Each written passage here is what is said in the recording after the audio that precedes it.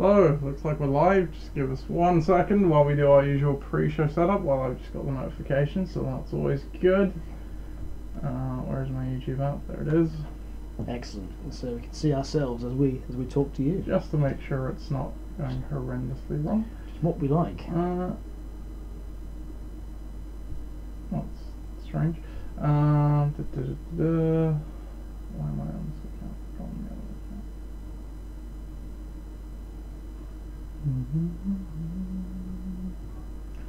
There we go. Looking good. Can I hear myself? Yes. Cool. I do want it playing. Hello, welcome to the Series Network, episode 3 of the season. Aren't you so happy? I am joined once again by co-host Chris Leach. How's it going, Chris Leach? Yes, very well, very Good. well. That's it. We are pleased to be back, and you know it's been a barnstormer of a week. It has. It has. We'll cover it all right now. And if you couldn't tell by the title of the show, I'm pretty giddy. Patriots gonna win the Super Bowl. I mean, yeah. Well, or they won't. If Josh Gordon is on the Super Bowl in a week, I think we'll win this. That'll be my measuring stick. If he's on there for a week, it's fun. The question is, and this is the thing with him, is that he's clearly very talented. Yeah. Clearly, but he's also clearly very flawed. But oh yes. But can as many of us are. Well, indeed. But I mean him more so than many. True. But can Big Bill with his big stick? That's it. Sort of coax him into being that receiver that he's always wanted to be, or threatened to be. That's the key. That is the key. That is the key. We'll see, I guess. So we've obviously got a good one today. We will be looking back at week 2, second week of the LFC season. So we're probably into the swing of it now. We'll obviously be taking a look at week 3. I'm just telling you, we're live on the Facebook group. So hopefully you can go see that and just go to YouTube and you'll find it, obviously. And yeah, well, let's just get straight into it. We'll go in with the league news. So we will take a look at the transactions first. That's what we like to do now. So we have the benefit of it being waiver day. In fact, we did it on a Thursday last week. So first here we have Giovanni Bernard added by ADRZ, and they dropped John Ross for $26. Oh. Now, Joe Mixon was injured last week, which we'll come back to in a second when we look at the injuries, but he is expected to be out 2 to 4 weeks. So Giovanni Bernard at most is probably going to have a month. He might get a bit more work when Mixon's going to be back, but from what we've seen so far, he's not really done much when Mixon's there. What do you make of this ad? Well, I mean, yeah, and if you average it out over the weeks, you know, you're going to be, I don't know, what's that going to be? 7 points a week, if-ish, six and a bit. 6.5, yeah. So $6.50 a week to play Bernard, who may do something or may not. It's going to be interesting. I have a feeling that he's just a very different sort of back to Mixon. You know, he's that pass catching back. Yeah. He's not that guy who's going to be in every single down and every single quarter. And I don't know. The reason why I didn't go for him personally was for that very reason, is that I just don't think that the volume that Mixon gets will transfer over to Bernard. Now, I'm happy to be proved wrong, but you're definitely right. He's a guy that you're gonna just get 2 to 4 weeks of pretty much starting out of, probably starting, maybe not quite the full workload, but yeah, he's going to be there or thereabouts.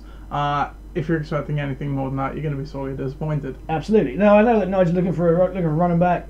I know that he's pretty desperate right now, but to spend a quarter of your season's budget. That's quarter of your season's on one budget. player for a month. Yeah, it's pretty crazy. Yeah.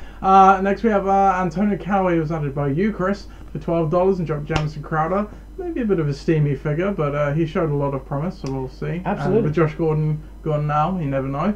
ADRZ also added Andy Dalton for $8 and dropped Jimmy Garoppolo. Yeah. Tell me about this one. Yeah, well, he spent big capital in the draft to get Jimmy G, where he did, and then 9th round backup quarterback. That's it. Absolutely right. And you know, he's had a bit of a shaky start, granted, but you know, Andy Dalton is one of those guys who's a little bit streaky too. Yes, they've been on a hot streak, as it were, in Cincinnati, and this is completely unexpected as well. But it also feels right that Andy Dalton's back on. Yeah, that's very ADRZ. true. I do agree with you. It is a bit of an odd move. A, I don't think anyone was going out and spending $8 on a. There is Andy that Dalton. as well. No. B, you hit it on the nail on the head. Andy Dalton, when he has a good offensive line and good surrounding cast, is a viable streamer. Yep. Jimmy Garoppolo, already a viable streamer with the potential to be more. I think so. Potential to be an every week starter. Absolutely, and he's not had the time that Andy Dalton's had to be able to integrate himself. No, I just think that when the season continues. Week 1 he played Minnesota, which Yeah. unless you're Aaron Rodgers, no one's going to do well against. Nope. And he showed very well against Detroit last week. So, That's and it. this is all without Marquise Goodwin and his second receiver that also got knocked out of the game Yes. on Sunday. So Yeah, absolutely. And the great thing this weekend is that I think Garoppolo's got KC, and that's going to. We've seen every game yeah, that KC been involved in this year. Ben and Phil, Yeah. Big Ben, and Phil Rivers have torn them to shreds. They have. Their teams also got torn to shreds, but they tore them pretty well. They've had a reason to throw, Yeah. so it's going to be that's to me a strange one, but it's a great addition. If someone wants to go out now and get Jimmy G off the waivers, then do it. Yeah, it's good to have, no doubt. Pakistan added Dan Bailey, who also got added this week. He's back. Yeah, he is He's indeed. back with the Vikings. Look at for this. $4, which I don't really mind personally for on a He's team a like that. solid kid. He dropped Chris Boswell. Ben Assistis had Cleveland Browns defense, dropped the Falcons defense. Oh. They play against the Jets on Thursday night. It's lovely to see the Cleveland Browns D being actually picked a up relevant again. defense. Absolutely. Incredible scenes. Pakistan also added the Jets defense, who the counterpart, for $0 and dropped the Saints. But that knows that Jesse James for $0 and dropped Brandon Marshall. Now, I mean, Brandon Marshall's not really doing much. Jesse James did have a big game, but that was really a game fluke. That was very fluky. Casey, He didn't spend any money on it. It's the last roster spot on your team, I know, but I kind of feel like there's probably it's worth a go. better players out there for you. Did he? Yeah, he dropped Brandon McManus as well and added Mason Crosby again for $0. And I think that's the end of the waivers for now, so not too much to speak of right now. So we will just go straight to we'll take a look at the injuries. So let's start over here. So, oh yeah, great. NFL's new genius invention of having to play a video every time before you can look at this. They can advertise to you as well. Ridiculous, yeah. Free advertising. We should get paid for this. Right, I'm just going to talk through the box. Oh, it's gone. Never mind. Leonard Fournette, he practiced yesterday, so hopefully he'll make a return from the hamstring injury that knocked him out. Jarvis Landry, he's got a bit of a knee problem, but he's been a limited participant. Would imagine he'll play. What else we got? Marquise Goodwin, obviously missed the game last week with a deep thigh bruise, it's being called. I'd anticipate him coming back. And then we're full participant, he'll be good to go. On Ben Assistis' side of the ball, Burkhead obviously had that concussion, but he played last weekend, so no troubles there. Carson Wentz will start this week. That's quite a big, that's huge. Big boon to Ben Assistis, so they'll have another option at quarterback. He's returning obviously from the knee ligament injury he suffered at the end of last season. Next game. Disley Rasker, can we just talk about that for a second? We'll go on. I absolutely love that. That's it. This is a guy who's only really come out this become apparent this year. And Ross even knows who he is, quite frankly. I know. That shocks me more than the team name. Indeed. It is a good team name though, Disley Rascal. Perfect. Right. With featuring, I don't know who actually features on the song. You can't see it, and Robbie Gould. Robbie Gould, yeah. Robbie Gould's not his kicker either. It should be now. It should be. Well, now that Greg Zuerlein is injured, you're going to want to get him out of your lineup, Ross. Yeah. Put Robbie Gould in there for this week. Absolutely. That's if he's not owned. I'm pretty sure Robbie Gould isn't owned. I'm not sure. I don't think so. J.J. suffered a back injury in last week's game, but I think he came back. He is owned, so he's on the other side. Oh, what disappointment! Trade for him. Devontae Parker was a healthy scratch last week. Talks he was healthy enough to play, but wasn't active there, so wanted to keep an eye on there. Our next team, the Detonators. What's going on with them? Looks like a clean bill of health in the starting lineup. And there as well. On the other side of the ball, so for Ollie Gardner, Aaron Jones is now off of his suspension, so he is now an active player again. Other than that, I can't see anything else there. I'm going to hide this chart for now. This is just getting in the way. Fudge Flyers, what's going on with your team? Oh, Chris plenty. Fitzgerald, now I know he went down. I don't know what he went down with, but I put him at questionable from what I heard. Hamstring. He was down with a hamstring, a little bit of a tweak. Came back late in the game. Oh, he did come back. Okay. But yeah, he's day to day. Le'Veon Bell watch continues still not with the team. Wouldn't expect him back this week. Joe Mixon, as we alluded to earlier, he to quote Stefania Bell from ESPN, felt a particle in his knee. Yes. And it was giving him discomfort, so he had a minor clean-up procedure to remove said particle. So he'll be out for 2 to 4 weeks. Sounds pleasant. Fantastic, yeah. Yeah, ADLC, nothing there that I can see. Josh Gordon traded to the New England Patriots. Get hyped, Pats fans. Tuckfords.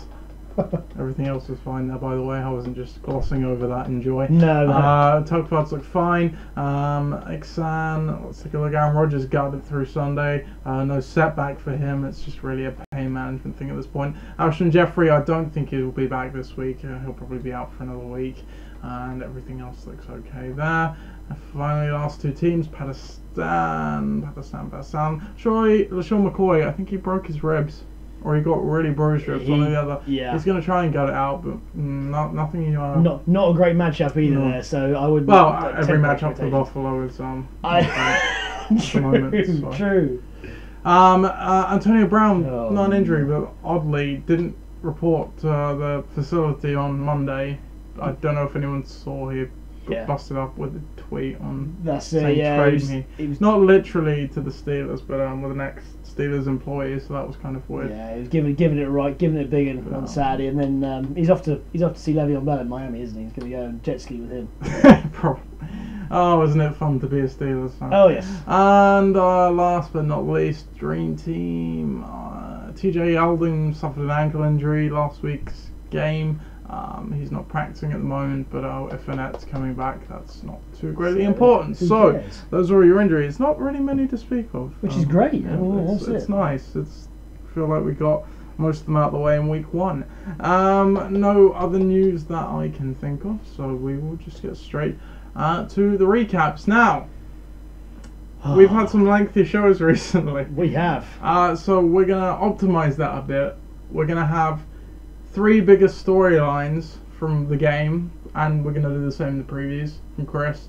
And then if I have any storyline to add on, I will do that, but otherwise you get some great analysis without us going on forever. Now, Chris, can you remember what the marquee matchup was last week? That would be, I believe, the Tuck Flyers versus Tom's Tyrants, which is correctly. And we correctly picked it. We're getting better at this. It's only taken us 5 years. Yeah, exactly. So looking at this game then, so entering this one, both teams were 1-0, so this was a battle to stay undefeated, and as we can see, it was a great battle.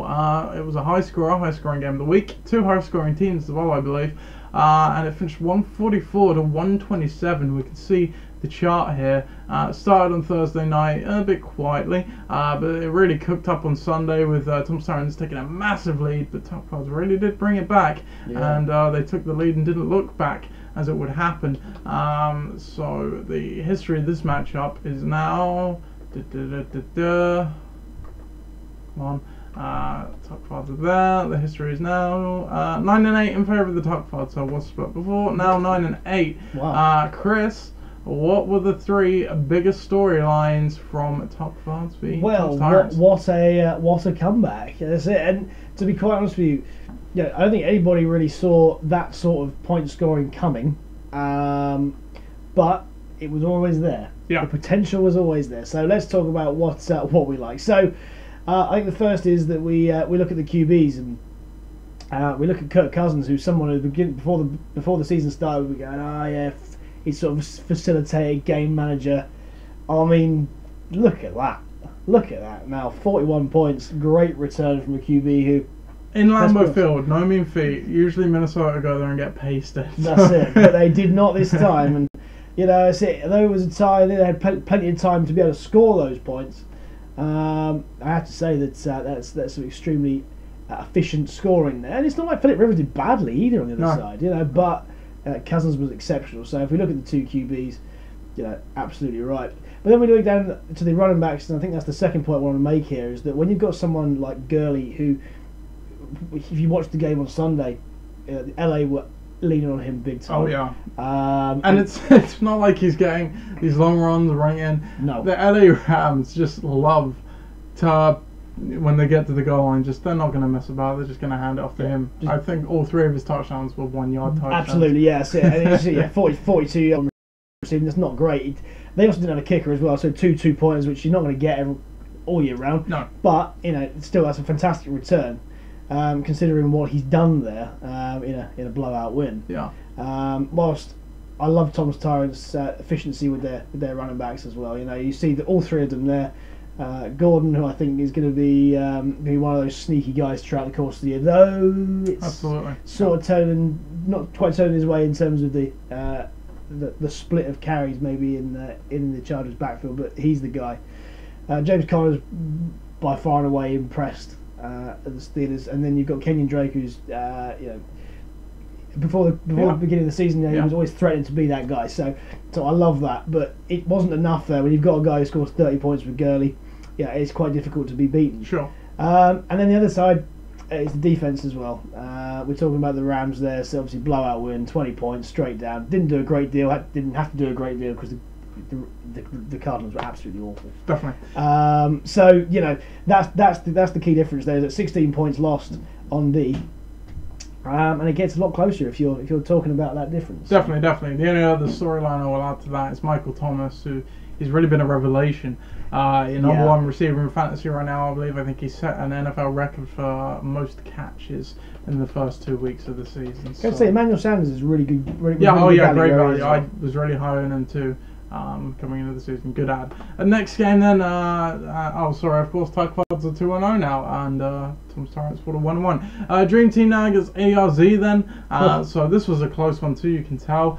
Both these teams were searching for their first win entering this game, and obviously only one could take it, and they took it in slim fashion. 118 to 113, as you could see on the scoring chart there. Viv took the lead initially, Nige battled it back, it was kind of a bit close. Viv pipped the lead for a while, but Nige took it back on Monday night and ended up sealing up the game. History of this matchup: Dream Team fall to 3-9 against ADRZ now, so a team they struggle against. And Chris, tell me your 3 storylines from this one. What was the highlight? Can I just go? Was it Tyler Lockett's touchdown against Chicago? Yes. Was that was the difference? That looks like it was the difference. Yes. That's it. It was a great throw by Wilson. So again, I think that's the one thing I want to be able to say is that Viv is very unlucky here because the Seahawks played not particularly well, to say the least, on Monday night. And we see there that Lockett's touchdown is the difference here, and that's what we see a lot of the time in fantasy is that it's one touchdown here and there, especially in a league as close as ours. Yeah. So as unfortunate as that is, I think ADRZ have done enough to be able to take the win here. In key positions that they've really done well.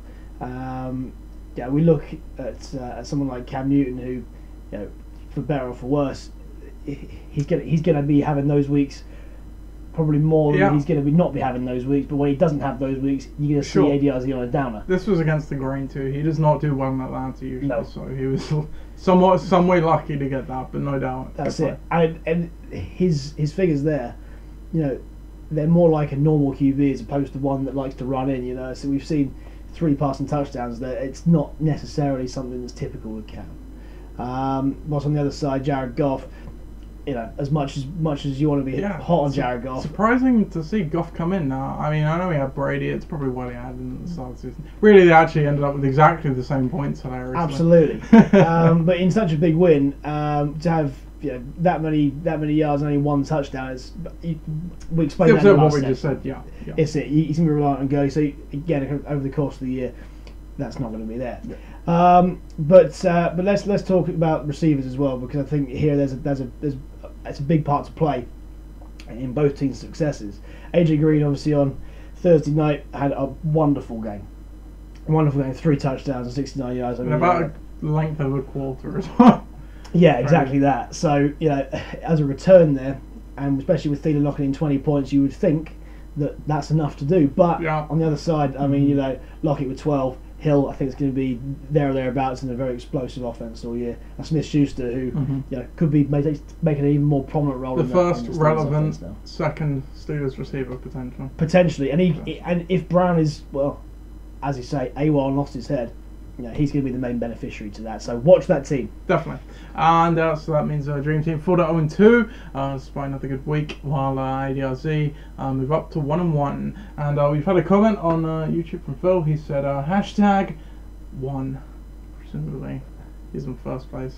And a nod to his power rankings, which we'll cover later. Indeed, it's because he's not getting beaten by like 150 points a week every week. It does help. It does help. Our next game then was unfortunately the snooze fest of the week. Yes.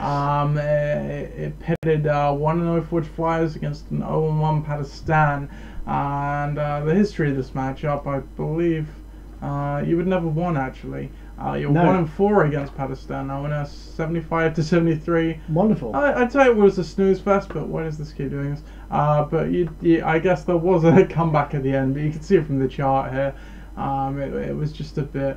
You were both struggling pretty much. You had a bad start on the Thursday, and then you were both struggling on the Sunday, and obviously you just managed to squeak it Monday night with an performance. That's right, and it's one thing I haven't been so used to over the last year, I suppose, is that these performances possibly aren't really what we were thinking of. But here's why: when you go into Monday night and you need Russell Wilson to be able to score 18 points, you're not on a good keel. But the difference between Russell Wilson and Stafford here is that Stafford's O-line is just so much better. I mean, Russell was trying to do too much, right? Yeah. And he's got people to throw to. That's it, exactly that. Not named Will Disley. Indeed. Hey, Will Disley's okay. Ish. But if you really want your 4th round rookie blocking tight end to be your primary receiver. Well, he's on my bench, so I'm not going to say that. If it wasn't for Pat, and I will say this in his defence, for Pat, he's very, very unlucky because there are players on his bench we've seen in a minute that could have won in the game.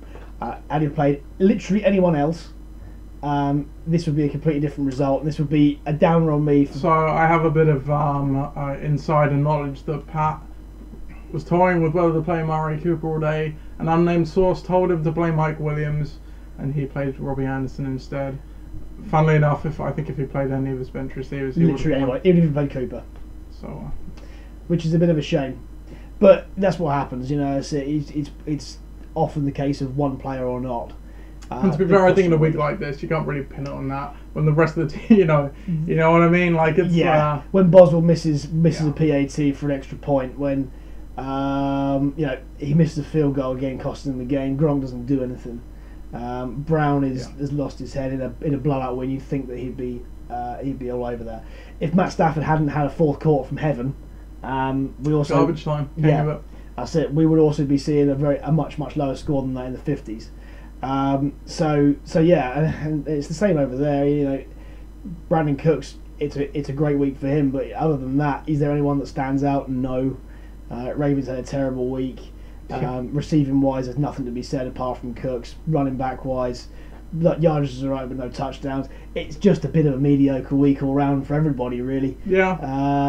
But again, there's potential on both sides, but it's just a little bit worrying that after such a booming first week for both teams, how they kind of regressed to this. Yeah, absolutely. One to watch out for in week 3. Yeah. Our next game then pitted Gridiron Gang against the Detonators. These were two winless teams again entering week 2. Obviously, only one could leave the victor, and it was a pretty close one. Very much so. 110 to 102. That brings this matchup to 9-3 in the Detonators' favour. They tend to dominate this matchup, but this was not a domination game, as we can see. Really, the game went back and forth all night long. You can see Ollie took the advantage Thursday night. I swiftly took the lead back, but the gap was closed by the end of the 6 p.m. games. It was pretty close for all of the 9 p.m. games. Ollie took the lead on Sunday night, and it was up to Jordan Howard to come back and win it for me on Monday, and he fell reasonably short. So, what are your 3 storylines from this one? Again, it's a touchdown. Look, quarterback again. I hate to bang on about quarterbacks and how important they are.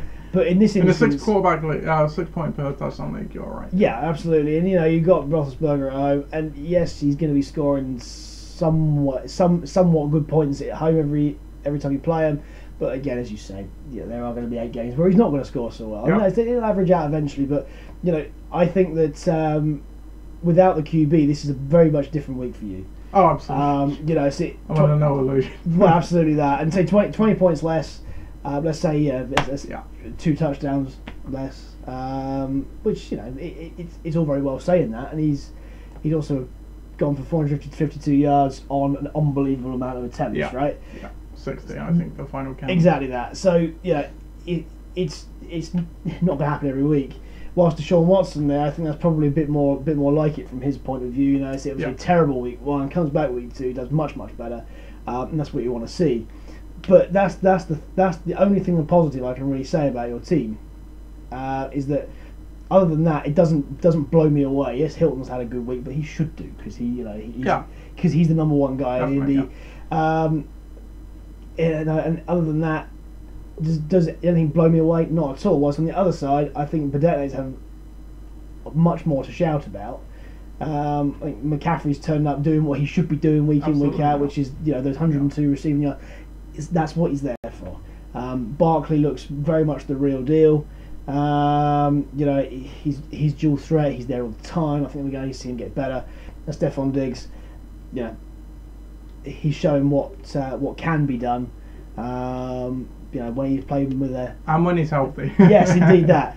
And when he's been given the reins to that offense, we've seen Thielen for the last couple of years when playing with someone like Case Keenum, who's maybe taking the easy option out. Well, Diggs is a deep threat, and Kirk Cousins is finding him now. So, I think that's the real difference there. Is the big playability from Burdett as opposed to Gridiron Gang. Obviously, there's still plenty of potential in Gridiron Gang's team, but it's just I think doesn't give me the fizz. You give let's say the flex gets a bit more points, and to your point, the quarterback will come down. I think the biggest thing was I only had 1 touchdown outside of my quarterback, which really wasn't a lot different for Ollie as well. Take away that abnormal performance from Stephon Diggs, I think it's a similar story, to be fair, because you're not going to count on that every week. It's possible, but I like the fact that he's getting plenty of volume receiving wise with his team. He's getting that base level. That means you don't have to be touchdown dependent. Whilst on your side, as you say, without a monster week from Roethlisberger and a sort of relatively normal week for Hilton, I think that it's sort of a little bit lukewarm. Sure, I don't see a lot of difference really, apart from the quarterback personally, but.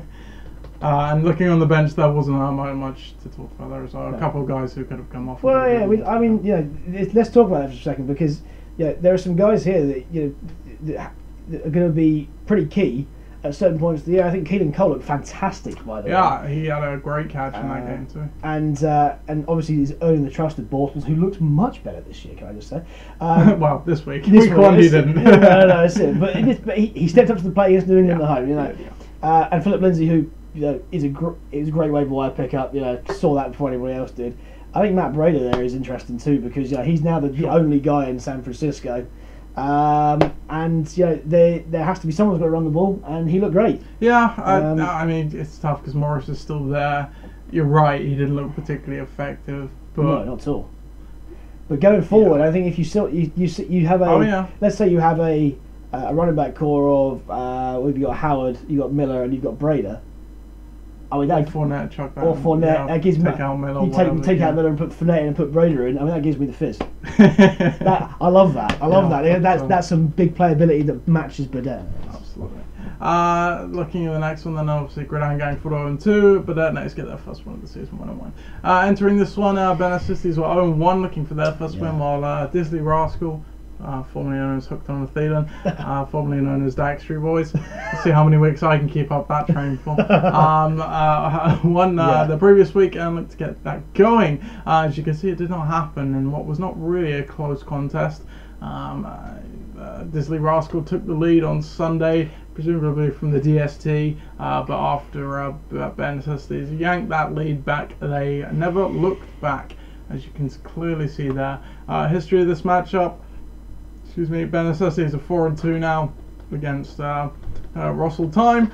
What are your 3 storylines from this one? Oh yes, well let's talk about the impact of Bare Necessities players this week, because there was no impact last week and there's plenty of impact this week. Yeah. So that the biggest improvement in the league by a distance. I mean, we were talking about this team being dried up, washed up, dead and buried, but actually the big players that he's put in there have turned up. Hey, finally. So yeah, we're talking like the Travis Kelce's of this world, who has finally tapped into Big Pat's potential over in KC.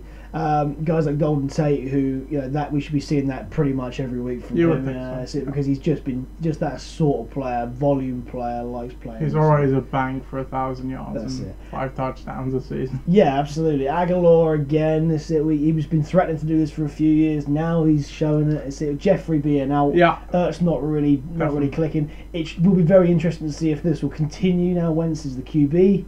Whether or not he just goes back to Ertz and starts throwing it his way in the red zone, but it's Aguilar. He looks like a really solid pick at this point, provided he can keep this sort of volume up. And then Matt Ryan, he does this, doesn't he? He's flattered to deceive. every single year, so he's going to put up those sort of points and then put 12 points up the next week. That's just how it is. But on the other side. Again, it just doesn't fill me with much joy. Again, it's very touchdown dependent, as you can see here. I think we'll give a small buy almost for J.J. getting injured, and then Greg Zuerlein not even playing because he was injured. I get that. Maybe that loses you 10 points max. I think maybe. With the Ajayi thing, 15. Maybe Greg Zuerlein with the amount of touchdowns there is there. Alright, 15. Let's call it 15. You're up to 95, you're still 10 points short. I mean, hell, the punter kicked a field goal, I'm pretty sure. He did, that's it. I wonder what does that count as Rams D points, can I just ask? No. No, shame. Johnny Hackett isn't even in the fantasy system, is he? No, shame. Okay, well let's talk about this. So why is he 10 points short? Well, it's not due to the lack of touchdowns, is it? Let's be honest. You see Elliott scoring, Evans scoring, Ingram scoring, Chris Thompson again, plenty of receiving yards there, plenty of volume. Demaryius Thomas a little bit of a downer. Yeah, it's an odd week from the Disley Rascal, because you look at the team, you're like, well, they didn't do particularly bad, but then I think it's the 3 things you just said. You've got Greg Zuerlein being injured, J.J. not playing most of the game, Demaryius Thomas. I think if those 3 things.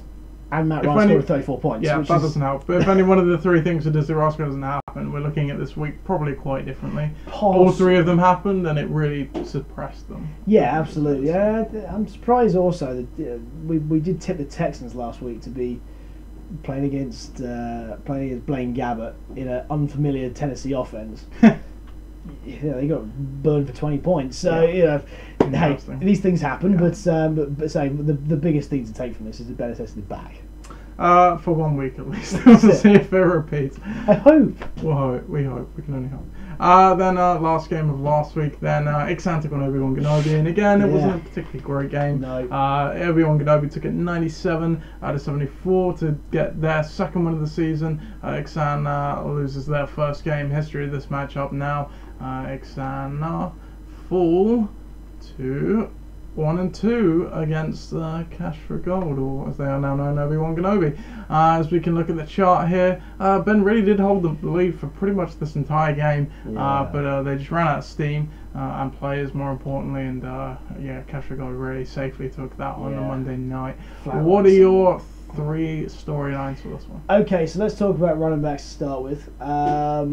I think that this is where Ixan are going to come unstuck this year, simply because the quality of running backs that they have just aren't very good. And we saw Crowell go last week for big yardage. It just hasn't happened this week. I think this is going to be pretty typical of where they're going to be for the rest of the season. He's just, again, one of the players that are flat to deceive. Yeah. He's always been there or thereabouts, but whether he does it on a consistent basis, especially with Bilal Powell still knocking around there, it's difficult to know. Derrick Henry's also been one of the busts of the year by the looks of it. He came out looking so good So you get passing yards? That's Look at his it. points. No, that's it. Exactly that. That's it. What are they doing with him? I know. That's it.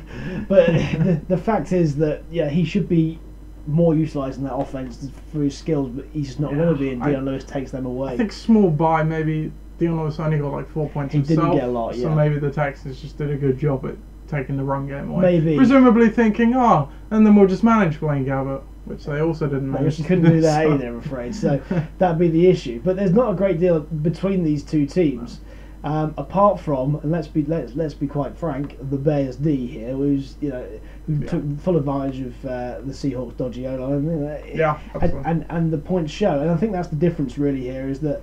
There's nearly a 20-point difference between the two. There's a 22-point difference between the two. Most of that is on D, and the other bits are on running backs. And when you score, what's that? They're less than 10 points between your two starting running backs. It doesn't bode very well. No.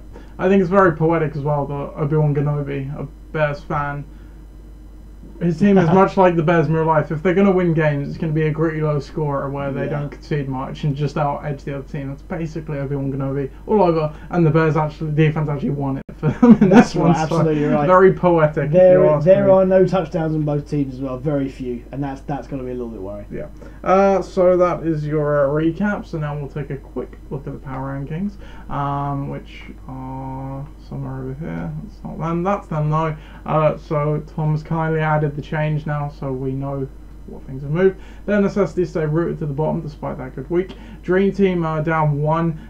They had another nice week, but they are 0-2. Pakistan, they're 0-2. Maybe so much fortunately, as Tom points out, they've scored the lowest point total through 2 weeks. Iksan 1-1. Again, they didn't have a great week last week, but Ane is up to 3.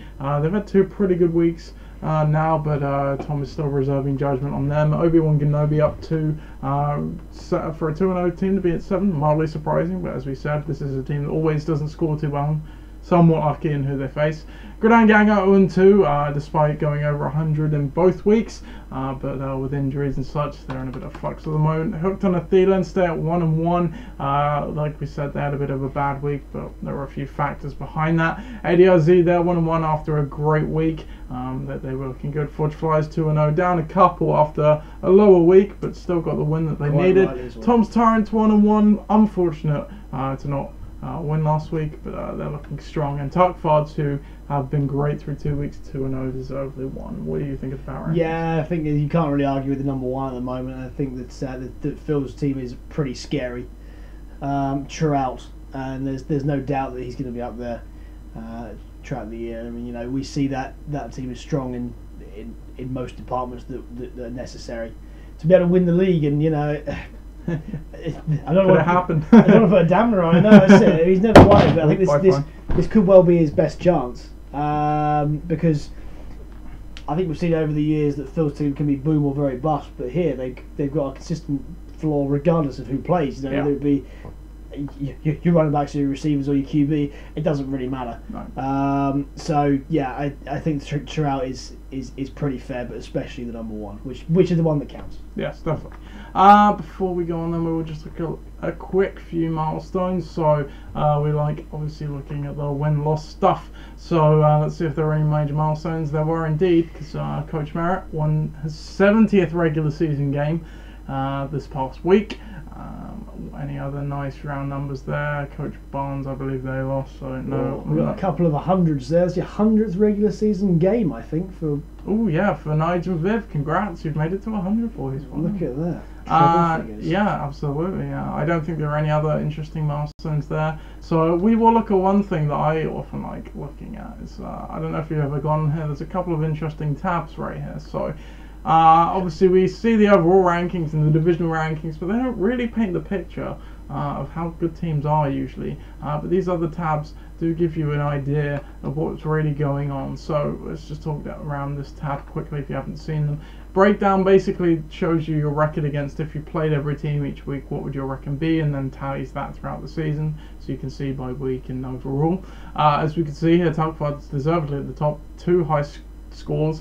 But through 2 weeks, and they would have won every single game had they played everyone. And you can see there some of the usual suspects you expect. Ross at 4, despite having a 3-8 week last week. Dream team, as we just said, he's been about average in terms of win-loss against everyone, but he has had 2 decent weeks. Same for most of the teams here, really. And then we see Pat at the bottom, and as we were just saying, Obi-Wan Kenobi tells the story, 2-0 team, yet they'd be 6-16 if they were to play everyone. So it just sheds a bit of light behind everything. The coach ranking, not too, signifying of anything. It just tells you how good coaches are at leaving points on the bench. As you can see, some are much better than others. Through 2 weeks of football, leaving 57 points to the bench. That's impressive. I'm willing to hang my hat on that. That's probably all Patrick Mahomes. I would say so. But as you can see, Pat as well. Yes, they're the lowest scorer, but they have left 40 points on their bench through 2 weeks. And I should say this isn't just bench points. This is if you were to play your optimal lineup, what would the points be? And obviously that's not always accurate because some guys just have a random week out of nowhere as well. But as the season goes on, it is also kind of telling. And then the final one is the true. It kind of adds up to your record, your points, the breakdown, and the coach stuff all together to kind of give you a bit of a power ranking. And you can kind of see how the league stats are. Average. And 6th place in average. That is fine. Yeah, this is obviously going to weight a lot more towards your record, I would say, because obviously you can't fudge points, you can't fudge breakdown, you can't fudge coach. No. But if you do win 2 games, I guess it balances out with the breakdown. But yeah. So that's pretty cool. Pretty cool analytical thing. So I wanted to finish this by 8:15, but we'll go on a bit longer, so never mind. Yeah. Our next thing we do then is the week 2 previews. So I've changed my mind. We're not going to do storylines to this. We're going to do 3 quick hits. 3 quick hits. 3 quick hits. And then we'll okay. obviously pick our team and why. So we'll have 3 quick hits, pick our team, and then a bit more analysis. So sure. It's a bit more streamlined as well. So, but first we have to pick a marquee matchup. So we have Gridiron Gang against Bare Necessities, these Father-Son Bowl. Tom's Tyrants against Disney Rascal. Bedetinator against Obi-Wan Kenobi, the Battle of the Ollies. Forge Flyers against ADRZ. Tuck Fuds against Ixan. And Palestine against the Dream Team. What is your marquee matchup for this week? Well, I think there's plenty of there's 2 that really stand out to me. I think Forge Flyers, ADRZ, which are the 2 most recent Corona Bowl participants. But I think when you have a Stubbs Bowl, you can't really go with that, can you? So let's go for that. It's an interesting one because this week is a divisional week. Yep. Only one team. We didn't look at the standings, but actually screw it. Let's just look at that quickly because that shows you stuff as well. Winchester Division. Bare Necessities leads at 1-1, but the other 3 are on 0-2. Sorry, so that is a close division still. Portsmouth 2-2-0 teams. Tuck Fuds and Forge Flyers. And a couple of 1-on-1s, ADRZ and Ixan, and same as Southampton. Obi-Wan Kenobi leading that, despite scoring the least points out of the 3 teams in the division. We've seen this regularly. We saw this last year as well. It's amazing how it can carry on. Amazing. So we will look at this game then. Gridiron Gang take on Bare Necessities. The winless Gridiron Gang are looking for their first win of the season, while Bare Necessities look to win 2 on the trot. Projections currently have this as a nail biter, basically, of both on 92 points. The history of this matchup, Bare Necessities are... Where is... Oh, I didn't mean to put a hyphen in. What are you doing, Nathan? Come on, Google. Bare Necessities are 9-6 all time against Gridiron Gang, so fairly close matchup. Taking a look at the lineups, Leonard Fournette comes back in for Kenny Stills on Gridiron Gang side of the ball. On Bare Necessities side of the ball, I don't think there's any change as yet. Give me 3 quick hits for this game. 3 quick hits, right? Okay, so let's talk QBs again. So we've seen Matt Ryan again light up the board last week against Carolina. I think it's going to be the same again in New Orleans, or against New Orleans, should I say? He's playing at home. He's playing against the team that loves to score points. And I think he's going to need to throw a lot. Roethlisberger away at Tampa again. We don't know what Big Ben's going to turn up, but that's it again. Coming off a week where he's lit the board up against a Tampa side that loves to throw right now. Let's say with the Amish rifle. But have a porous defense. That is indeed. So we shall see with there. But I think that we have the potential there to see a lot of big scoring again from the QBs. Working our way down to the running backs. David Johnson in a difficult offense right now against difficult Chicago D. Might be at home, but I think it's going to be tough. Whilst Fournette against Tennessee and Jordan Howard again in the same game in Arizona. I think they've got much more chance of scoring. I think Burkhead in Detroit, you toss a coin. Let's see what Burkhead does. Yeah. And then the next hits really are on D. We've got the Lions against New England and the Broncos against Baltimore. Baltimore high-powered offense this year. Broncos have been a little bit wayward on D this year. Say some of those matchups that we thought would be great haven't really been. They obviously got roasted by Oakland, and then the Lions against New England in Detroit. Well, that's it. Who knows? Can they repeat what Jacksonville did last week? So probably not. My dad does have the Browns D. Oh yes. If he puts them in or not, we'll see. That's it indeed. But even so, I think the Browns are probably a better matchup here, and that could well be the way that it swings. So let's pick who we think is going to win. I think that Ben Necessities, yes, they did very well last week, but they did their week one still is looming large on the horizon. Whilst Gridiron Gang have been pretty solid throughout the course of the year, and I think they're probably going to be solid again this week. Yeah, I'm going to pick my team to get the first one of the season. As you said, it's overdue, I think. Two close games. First one wasn't close, but I did go over it, or get exactly 100. Yeah. I don't necessarily think it's going to be a great game, but I will pick my team. Next game then, Tom's Tyrants against Disley Rascal. So 2 1-1 teams facing off for a bit of supremacy in the division. Projections currently have this 94-81 in Tom's favour, and you can see the chart there. Looking down the lineups, what has changed for Tom's Tyrants? Nothing as far as I can tell. On Ross' side of the ball, I don't think anything has changed either. They really need to get rid of Greg Zerline. And Jay. He might be playing still. He did come back in that game, sort of. True. Looking at the history of this matchup, Tom is actually 1-4 against Ross all time. So 3 quick hits for this game. Okay, so let's talk about running backs. And I think that again we see 3 running backs on Tom's Tyrants team that really are on the peak of their form right now. I think we saw Gordon last week, Connor the week previously, and Kenyon Drake also last week. Prove why they're there. Gordon, it's the LA Derby this week. I didn't see that. But, that proves to be a great game.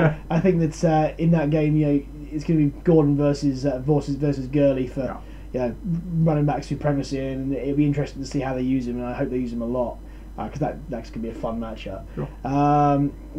Connor looks all the running back that Le'Veon Bell should be, and Kenyon Drake. It shouldn't be long before he beats out Frank Gore, surely. On the other side, if Ajayi plays with Elliott and Thompson, I think again that's a really interesting mix. Ajayi and Elliott started well this year, especially Elliott. And Thompson, I liked Chris Thompson because he's just there. He's just there as an option, and he gets plenty of volume. So he's a sneaky one. And if he gets a touchdown, then he's more than a viable flex. Definitely. So I love that. Also, we look here against in the receiving corps. We've got Mike Evans, who he's going to hit at one point. He's going to be hitting some big numbers, seriously big numbers. This Fitzpatrick keeps throwing it the way he is, especially against Pittsburgh. If they're not with Joe Hayden, we saw exactly what's going to happen. Exactly right. And then the battle of the Denver receivers. Is Sanders going to do better than Thomas? Well, that's quite possible. He certainly showed it last week. Again, I'd like to talk about QBs. I think Rivers has been a real find. Not necessarily that we didn't know what he was capable of, but he's doing it more consistently this year. Especially in a game where you'd like to think it's going to be a high-scoring one based on their offenses this year. I don't know. It's good defense. It is a good defense. I'm worried. I agree. He's prone to a pick, but this year I'm backing Philip Rivers to do better than Andy Luck in Philly. Who are you picking? I'm going to pick Tom's Tyrants on the basis that Disley Rascal will be out without Jay Ajayi in his full capacity. Okay. And I think because of that, they're going to be weakened to the point where Tom's Tyrants will be better. Yeah, I think I'm kind of with you there. There are things I do really like on Ross's teams that you've already talked about, but there are also some things, whereas Tom's Tyrants, other than the bad matchup for Rivers and Gordon, which you said might not play into it too much, I can't really see much of a problem there. So, Yeah, I'm going to go with Tom's Tyrants too. Next game then, Detonators against Obi-Wan Kenobi. So Obi-Wan Kenobi's 2-0. Detonators are 1-1, so they'll be looking to notch Obi-Wan Kenobi's first loss of the season. Projections in this 100 to 95. Changes in the lineups on the Detonators side of the ball. Keelan Cole has come in for who? James White, I think. James White? No, it must have been a receiver. Crabtree. And Patrick Lindsay comes in for James White. So, Obi-Wan Kenobi side of the ball. Patrick Mahomes comes in for Drew Brees. I wonder why. I wonder why indeed. Kenny Galladay's coming to the yes. For, I presume, Corey Davis. What are your quick hits in this game? Okay. This is juicy. But before we do that, the history of the game. Yes. History of the Ollies. But Detonators are 0-2 all time against really? Obi-Wan Kenobi. Wow. Okay. We picked against the Graham and Tom as well. Right. Well, that's it indeed. So save this one. This is interesting. Well, I don't want to keep banging on about QBs because I say this 3 times in this pod. Yeah, this is one of the more important positions, especially these teams this week, because you look at Pat Mahomes and he is wow. How explosive has he been, especially against San Francisco. I think he's going to continue doing that. Whilst Deshaun Watson against the Giants, I think he's going to be exactly the same. Both young guys. Both slinging it around, both absolutely on top of their game, especially last week. So yeah, a real shootout between the QBs. I think Mahomes has probably got it because he looks just like, wow. I don't know what to say. There's too many superlatives about that, but I mean he's breaking records left, right, and centre, and for good reason. Yeah. And it's about time that he got a start in this team because I think really struggled last week. So absolutely. Father Time is getting to Drew, which is a shame. And good running backs. Yes, indeed. which makes a hell of a difference at that age, that's it. It does, yeah. Whilst Mahomes has got youth on his side and an offense that's obviously loves playing with him, and points just coming out, it's like it's Christmas. And when you have a player like that and you can ride him like that, it's the ideal situation to be, right? So let's then go down to running backs, and I think I want to talk about them again. Because Ollie's got 3 running backs there that all play in a similar fashion. So they're all pass catchers. Barkley has a few occasions where he's not, but he can. That's his primary role, right? So McCaffrey, him and Lindsay play a very similar role in both of their offenses, and they get plenty of volume. Lindsay's been getting plenty in the last couple of games. I quite like the fact that he's playing against Baltimore, where there's potential there. For a real shootout. On the other side, Dalvin Cook is Buffalo. Great matchup. We all love that. Play everyone against Buffalo. Absolutely right. I say he hasn't lit the ball up yet, but this is the week where he could potentially do that. So Royce Freeman's getting looks, but it'd be interesting to see in this matchup whether or not Freeman and Lindsay will sort of cancel each other out. I hope not. I hope we'll see some explosive play. And then working our way down, let's talk about a position we haven't talked about for a bit. Tight end, shall we? Let's talk about tight end. No, this is the battle of the volatile tight end. They're playing against each other. Graham against Reed. We've said that Aaron Rodgers, and it's known that Aaron Rodgers doesn't use his tight end a great deal, and he doesn't. But Jimmy Graham. Like a week last week. That's definitely few and far between. That's it, absolutely. Whilst Jordan Reed against Green Bay. Had a bad week last week too. He did, but week 1 was much improved. Yes, he scored a touchdown, which sort of maybe masked his limited yardage. But on his day, he's certainly the guy in the Washington offense to watch out for, especially receiving wise. No one has really lit it up there this year. No, absolutely. So, who do we go for then? This is very, very challenging. At the moment, I like to say that the Detonators have probably a more balanced team. It's probably the best way. Yeah, but I think Obi-Wan Kenobi has the potential for big plays. And you see that there. Mahomes is there, Cook's there, Beckham's there. Kenny Golladay, to be fair to him, has scored a touchdown in both the games so far this year. And the Bears D, which we sort of overlooked in this. Against Arizona could be a complete bloodbath. I mean, not to say that the Jaguars against Tennessee won't be, but I think the Bears against Arizona is a better matchup. Weirdly enough, for the Jags D this week. So I think I'm probably sneaking towards Obi-Wan Kenobi just because they can go big. You know what? Before you were speaking, I was like, yeah, I'll probably put Benitez here, and then I was like, actually, it's good points there. I'm gonna go Obi-Wan Kenobi too, because the history shows that we like to go with the history because it's usually true. But yeah, you hit it on the nail of the head. If Pat Mahomes has another great week, I think that's the difference here, Pat Mahomes to me, and the defense certainly. Yeah, Jack for sure. D is good too, so maybe not too much there. But Pat Mahomes is certainly the edge if he has a good week. We could be seeing a big score here for both teams. So we're going to go with Obi-Wan Kenobi then. Next one then, the Ford Flyers against ADRZ. So you are 2-0, Chris. You're facing up against the 1-1 Nige. Yes. Projecting is not smiling in you at the moment. 100 to 86. Let's look at the changes in these lineups. Is there any change for you? You've taken Joe Mixon out for John Brown? Correct. You've obviously still got Fitzgerald, so we'll have to monitor that one. Other than that, I don't think you've changed anything. On Andy Dalton red zone side of the ball, Giovanni Bernard comes from the waiver wire straight into the starting lineup for I can't remember who they played last week. I'm going to go with, it wasn't Josh Gordon, it wasn't Frank Freeman. Or did they drop? It could have been Frank It Gore. must have been Frank. It could have been Frank Can't see Gore. who else would have been that. Yeah. Receivers, they don't look changed either. No. So, history of this one. Quickly, Forge Flyers are split 6 and 6. So there you go. But Quick hits. But in the game that mattered, we did wins. Okay, Quick so hits. we'll forget about that. So look, I'm tempering expectation within my team this week simply because the injuries have sort of decimated key elements of the team. So we're starting with the third and fourth choice running back, for example. We're starting with a guy like John Brown who has started the season well, but can he really be trusted 100% yet? Maybe not. But it's worth it because he scored, I think, a grand total of 30 points the last 2 weeks. So that's not, it can't be overlooked. I also think Cooks started really, really well for LA and looks all the more than wide receiver one each week. But let's be frank, Fitzgerald may not play. Wilson, despite his excellence, is playing with a very shaky offensive line, and that doesn't allow him to be as good as he should be. The Ravens have got a fairly tough matchup against Denver this week, I would say, and it's certainly not as good a matchup as on the other side where the Vikings are playing Buffalo.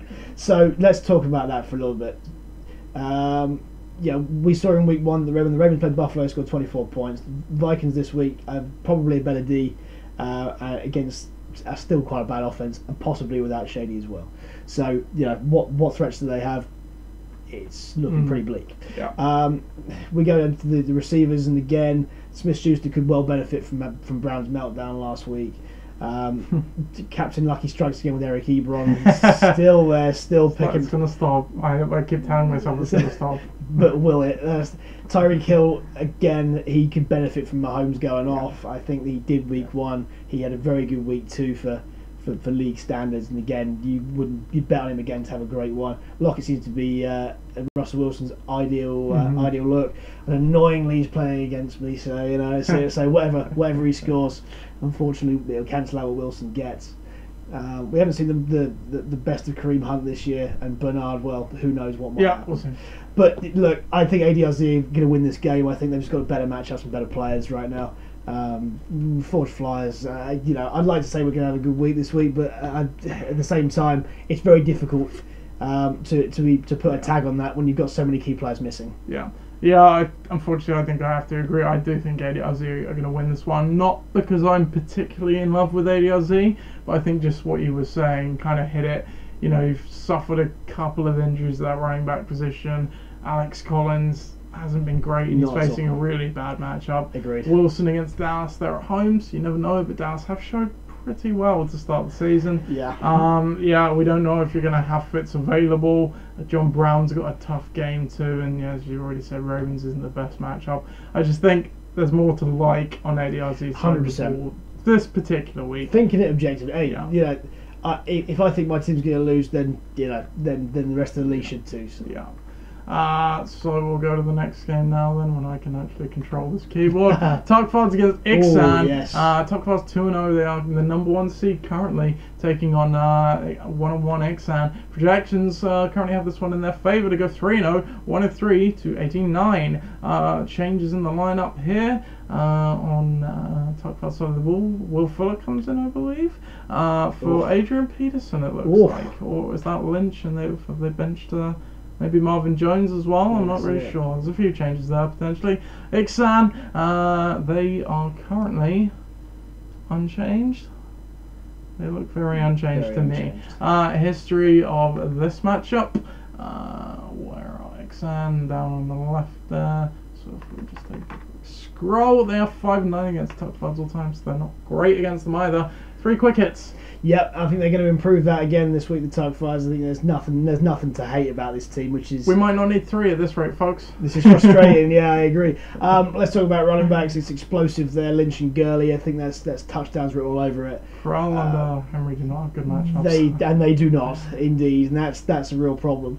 We again look at Tuckfards' receiving core. Yep, I think that this is one thing that Ixan can sort of shape up to. Yeah. Jones and Hopkins, plus a little bit of Woods, does stack up to Allen. Allen, who by the way, from where he's been picked, hasn't started amazingly well this year.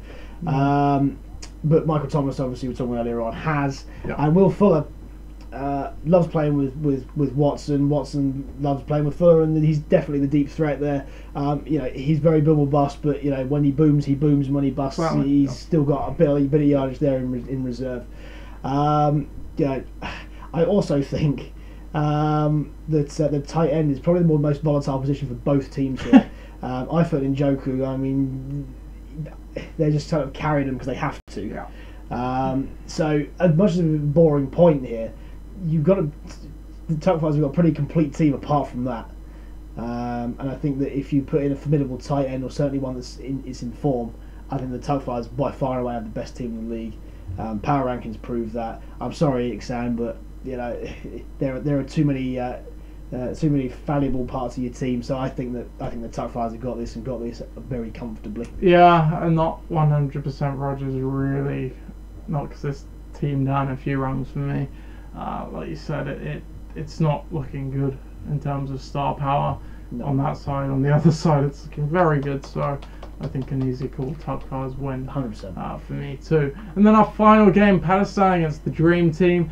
Both of these teams searching for their first win of the season, so this is quite a juicy one because of that. Yeah. So one of these teams would definitely fall to 0-3.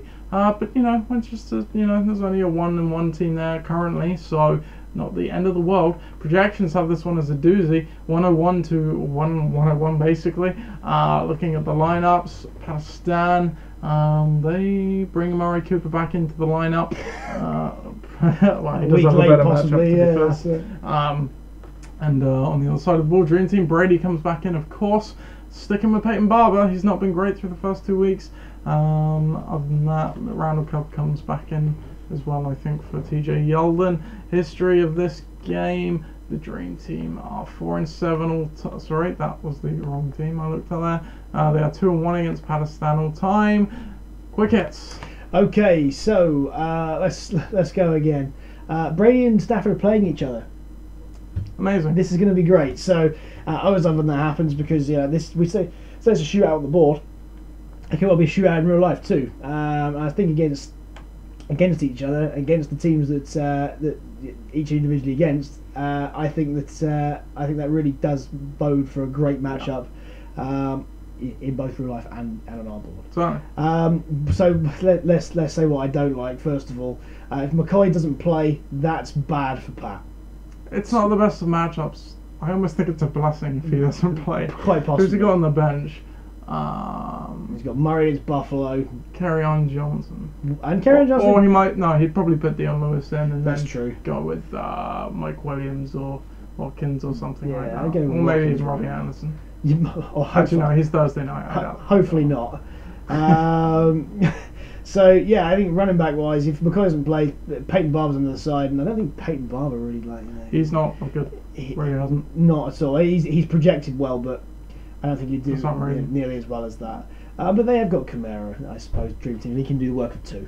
So let's get down to receivers then. Typically, I would say that both of them are pretty stacked. I mean, say AJ Green coming off a great game last week. Yeah. Much more difficult Carolina offense in Carolina this week, but you never know. Field against Buffalo, again. Everything against Buffalo is a good matchup right now. I'm not going to say that's a bad thing for anybody. Yeah. Wentz coming back in for Philly is really good for Ertz, of course. And Randall Cobb, and if Rodgers is fit and playing, then he's always got a chance of doing something. Sure. Whilst on this side, Cooper, they got a good matchup. Brown, if he's stopped throwing his hissy fit by Sunday, again got a good matchup against Tampa. And Gronk again is the main beneficiary for Brady until, of course, Josh Gordon starts coming into the fray. Who are you picking? Let's have a look here. I think Pakistan deserve a win at some point. Dream Team did enough for me last week to warrant more looks. It's going to be a really close game, I think. I think that it has it down, but I think that I think that Dream Team have probably got it. I think you're right. I was kind of in the same vein. I was thinking, you know what, Pakistan, they've had a couple of bad weeks, but they're kind of due. And then I remembered while you were talking, you were saying, oh, actually the Dream Team have had a couple of good weeks already. Yeah. They're due. There are things I really do like on Pakistan's side of the ball, but when I look at it, I was like, oh, I like the edge of Gronk, but then it's kind of being negated a bit by Brady, you think. And the receivers, they're good, but on the other side, they're also good. Yeah. Running backs, Kamara is really what it's all about for the Dream Team. And I like Tevin Coleman, but without Shady, not that he's been any good. Again, Lewis could do well, but no. I just think Dream Team have been the better team so far. They're probably going to get the win because they're probably the better team at this point. Yeah. That's preview. So brilliant. That's second podcast of the season in the books. So we did cut it down as well today, so we just about 1 hour and 5 from 1 hour and 30. Massive. That's 25 minutes less. We will get even better next week. We will. We'll get 45 minutes is our goal. We will refine this. We will refine it. But yeah, other than that, obviously, good luck for the all weekend's games. Don't forget Jets Browns Thursday night. You're welcome to come and watch the games at mine again. Are you going to come? Are you around on Sunday? Yes, I'm around on Sunday. So come and join me. Okay. And Nick, because it's his house. And my dad. Yeah. Because it's actually his house. Most importantly, but I see exactly that. But other than that, have a good week, a great weekend, whatever you do, and we will see you next week. I'm Nathan Stubbs. This is Chris Leach. I am. Goodbye from us. Have a good one. See you care. later. Cheers.